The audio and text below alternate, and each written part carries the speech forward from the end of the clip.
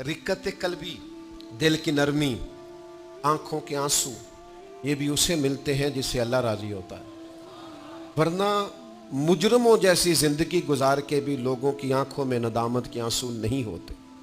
वरना उनके पास बड़े बड़े लंबे दफ्तर होते हैं गुनाहों के, लेकिन रुजू वाला दिल नहीं होता।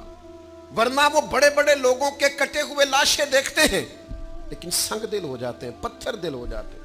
कि एक शख्स था बनी इसराइल का, उसने अपने दौर के नबी अलैहिस्सलाम की खिदमत में अर्ज किया कि मैं बहुत सारे गुनाह करता हूं, लेकिन मुझे माज़अल्लाह ऐसा लगता है कि मुझे सजा नहीं मिलती, तो मैं डर रहा हूं कहीं मेरी रस्सी दराज तो नहीं हो गई।